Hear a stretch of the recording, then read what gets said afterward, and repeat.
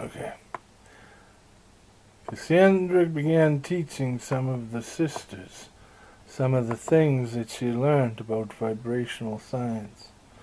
And even though, because her vibration had shifted, and she could no longer sync her vibe with the singing rocks, if they still existed on this planet, or with the mirror that Cassandra believed were the singing rocks, she still hoped that eventually the moon rocks might somehow figure out a way to reestablish contact with her.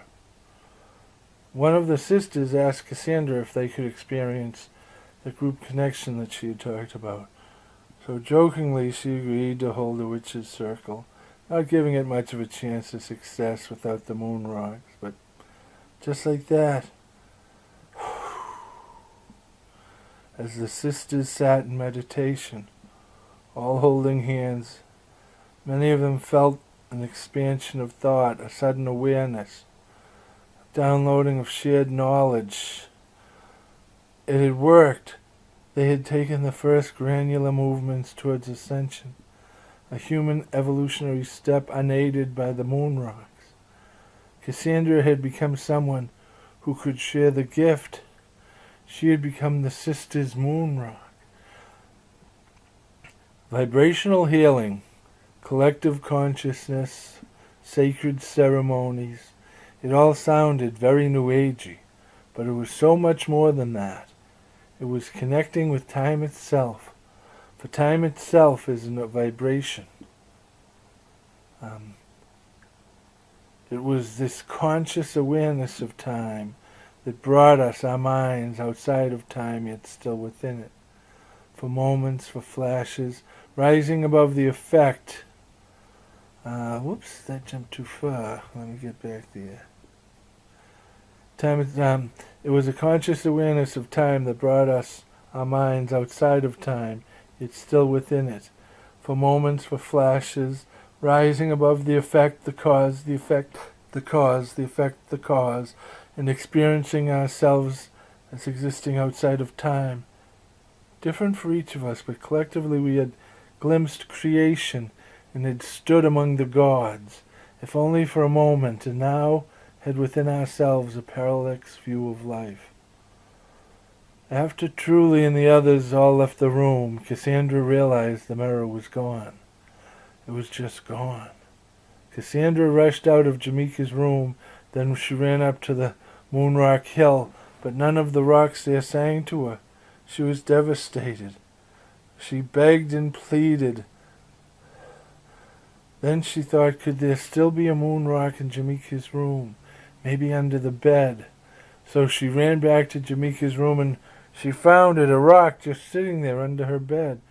She held it and tried to reach out to it with her mind. She sang to it even if it wouldn't sing to her. But she could not get it to sing to her.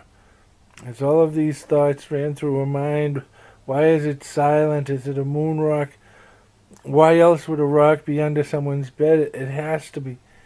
Even though Cassandra has no memory of time within the matrix until she reaches the right vibration, and then she can link up and connect to the matrix, her rock, and slowly the waves of memory would return to her.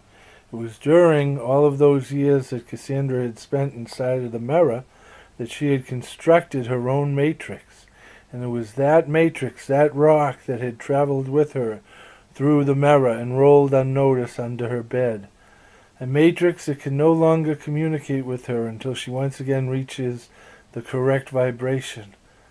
And she would not reach that correct vibration until she once again found that still point within her.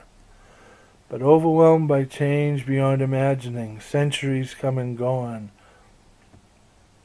that it would be some time before she once again found her still point. From the moment Cassandra fell out of the mirror, it has been all too much too fast.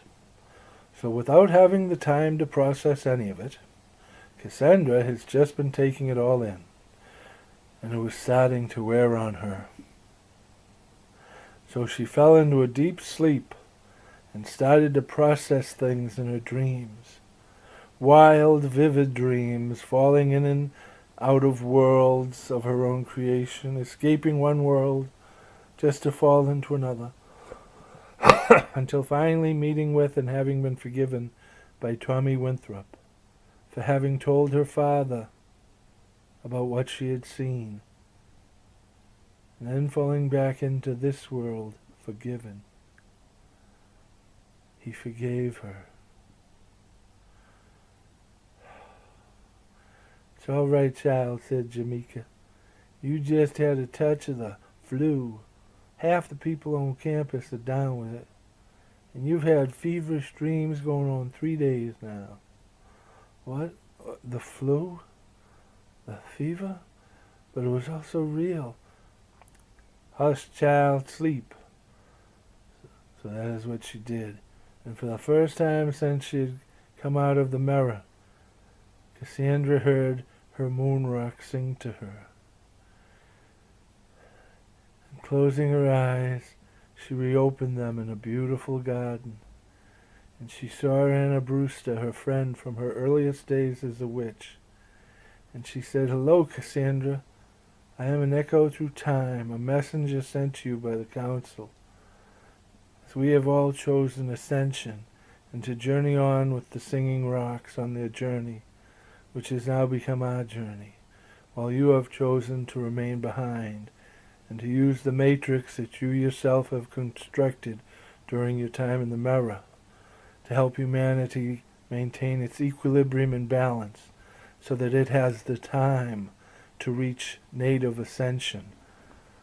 The friends you have gathered around you that have assisted you in regaining your equilibrium and balance, you have shared with them the gift, and they will go on to form the kernel around which, over the centuries, native ascension will occur.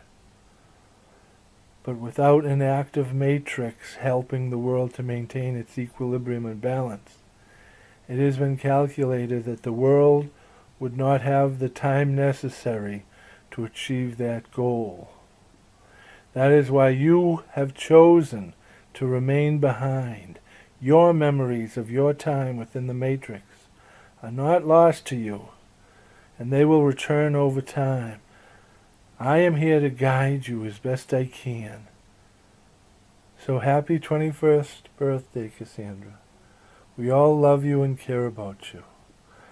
The singing rocks, they see you as humanity's shepherd, guiding it towards ascension, protecting it from itself, as we have done through the centuries, helping it to restore its equilibrium and balance, and continue the dance of light and shadow.